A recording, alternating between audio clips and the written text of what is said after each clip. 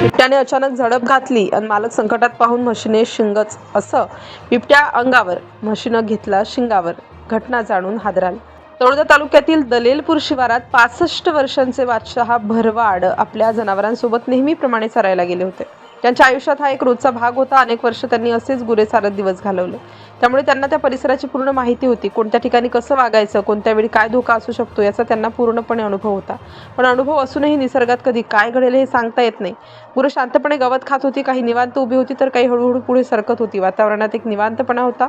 जणू वेळ थांबून गेली असं वाटत होतं. पण या निवांत क्षणामध्ये एक असं दृश्य नजर आलं ज्या सगळ्यांवर ठेवून होती, जी योग्य वेळेची वाट पाहणं चालू होती.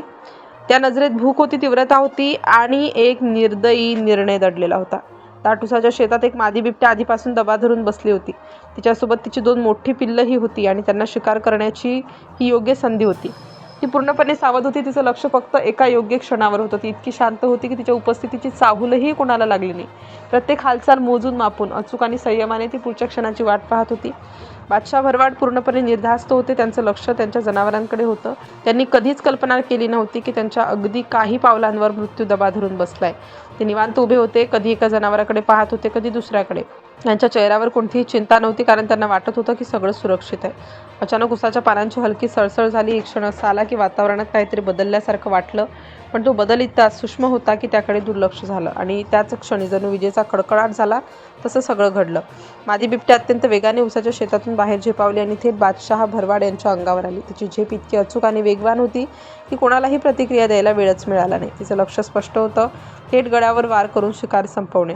त्या क्षणी वेळ जणू थांबली होती. पण त्या थांबलेल्या क्षणात बादशाह यांनी अद्भुत प्रसंगावधान दाखवलं. त्यांनी तात्काळ आपला हात पुढे केला, ज्यामुळे बिबट्याचा थेट वार चुकला. मात्र हल्ल्याचा जोर इतका होता की ते जोरात जमिनीवर कोसळले आणि परिस्थिती आणखी गंभीर झाली. जनावरांमध्ये एकदम भीतीचं वातावरण पसरलं. सगळीकडे धावपळ सुरू झाली.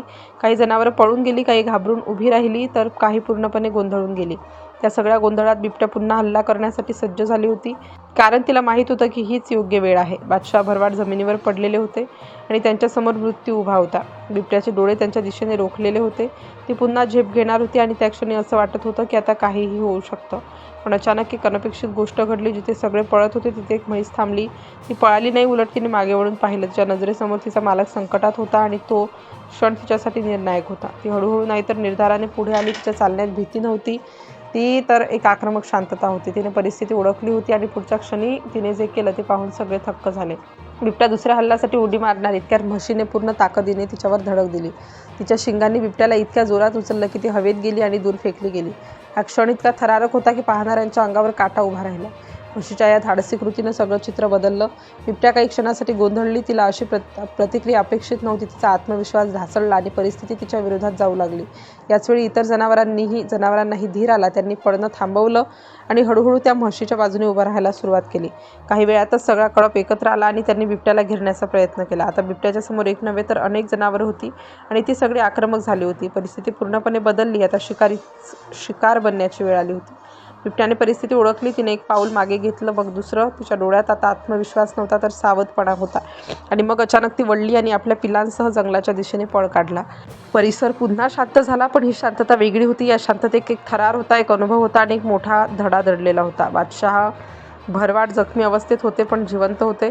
त्यांनी हळूहळू डोळे उघडले आणि त्यांच्यासमोर तीच म्हैस उभी होती, जिच्यामुळे ते आज जिवंत होते. तिच्या डोळ्यात काहीतरी वेगळं होतं, एक नातं, एक आपुलकी आणि एक न बोललेलं प्रेम.